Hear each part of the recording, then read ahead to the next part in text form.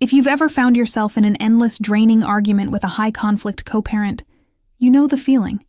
You lay out the facts, you try to be calm, you appeal to what's fair for the kids, and somehow you always end up feeling more confused, more frustrated, and further away from a solution than when you started. You might even start to wonder, what am I doing wrong? Why can't I just make them understand? Well, I'm here to tell you something that might sound radical, but is absolutely crucial. You are not failing at reasoning. Reasoning is failing you.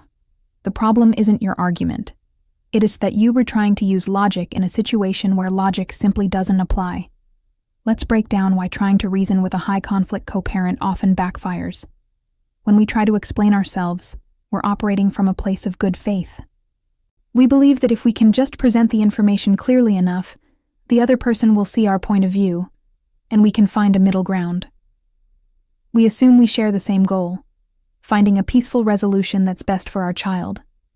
But in a high-conflict dynamic, the goals are often completely different. The other person may not be looking for a resolution at all. Their goal might be to maintain control, to dominate the conversation, to provoke an emotional reaction from you, or to paint you as the unstable one in their own narrative. When you're playing chess and they're knocking over the board, you can't win by making a better move.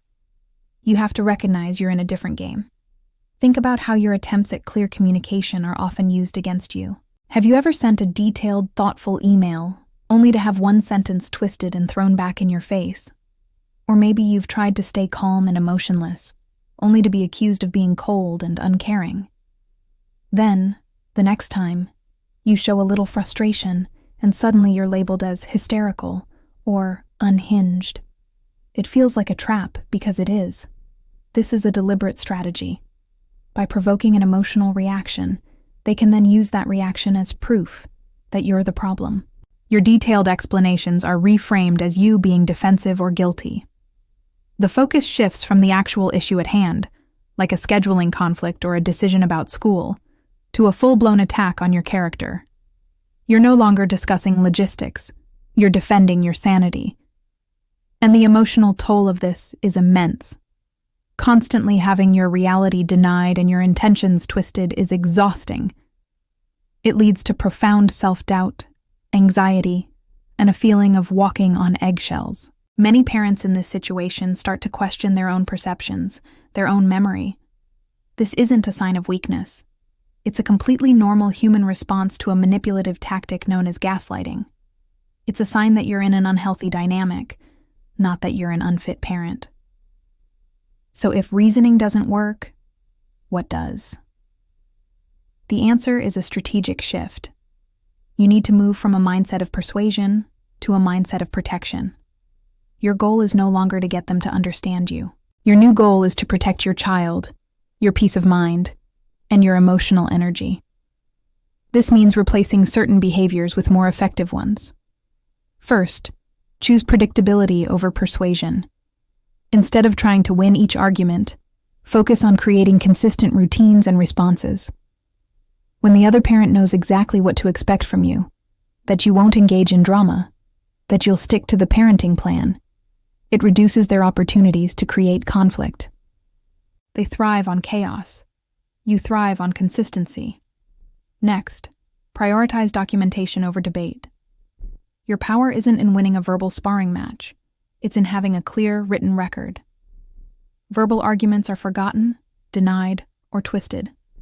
A text message, an email, or a note in a co-parenting app is factual and undeniable. When a disagreement arises, instead of a long phone call, you can refer back to what was agreed upon in writing. This isn't about building a case for court, though it can help there too. It's about creating a source of truth that stands firm against manipulation. Then, practice boundaries over explanations. This is a big one. You need to say less, not more. High-conflict individuals use your words as ammunition. The more you explain, the more material you give them to work with. You do not owe them a lengthy justification for every decision you make within your parenting time. A simple, firm no, or "that doesn't work for us," is often all that's needed. Learning to be concise is a superpower in these situations. Finally, adopt strategy over emotional honesty. This can feel unnatural, especially when you're hurt or frustrated. But sharing your raw emotions with someone who uses them against you is like handing them a weapon. Instead, focus on the practical outcome you want to achieve. Communicate with a purpose. Your friends, your therapist, your family, those are the people you can be emotionally honest with. With your co-parent, your communication should be strategic and child-focused. A fantastic tool for this is the BIF method. It stands for brief, informative, friendly, and firm. When you write an email or text, make sure it ticks all 4 boxes. Is it brief? Does it contain only the necessary information? Is the tone neutral and businesslike or friendly? And is your position firm, leaving no room for negotiation where there shouldn't be any? This approach starves the conflict of the drama it needs to survive. Sometimes, cooperation just isn't possible. In these cases, parallel parenting becomes the strategy. This is different from co-parenting. You're not trying to be a unified team. You're parenting in your own lane. You manage your household, and they manage theirs. Interactions are minimal and strictly businesslike, focused only on the essential logistics for the child. It reduces friction and gives you the space to parent peacefully. And perhaps the most powerful tool of all, learn when not to respond. Not every text needs a reply. Not every accusation needs a defense. Silence can be your greatest ally. By refusing to engage, you refuse to escalate. You are taking back control of the interaction by choosing not to participate in the chaos. Your peace is more valuable than winning an argument. Ultimately, this journey is about reclaiming your power. You don't need the other parent's validation or approval to be a wonderful, effective parent. Your bond with your child is not built in the courtroom or over angry text messages. It's built in the quiet, everyday moments, the bedtime stories, the shared laughter, the consistency of your love, and the stability of the home you provide. It's time to redefine what success looks like. Success is no longer about making your co-parent see the light. Success is about protecting your child's right to a peaceful childhood. It's about safeguarding your own mental and emotional health so you can be the calm, present parent your child deserves.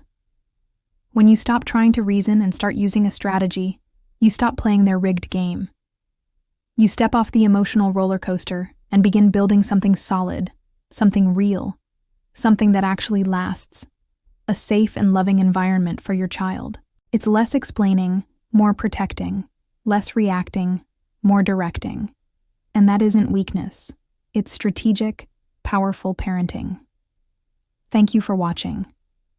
If this resonated with you, please consider liking this video and subscribing for more content on navigating co-parenting and creating a peaceful life for you and your kids. You've got this.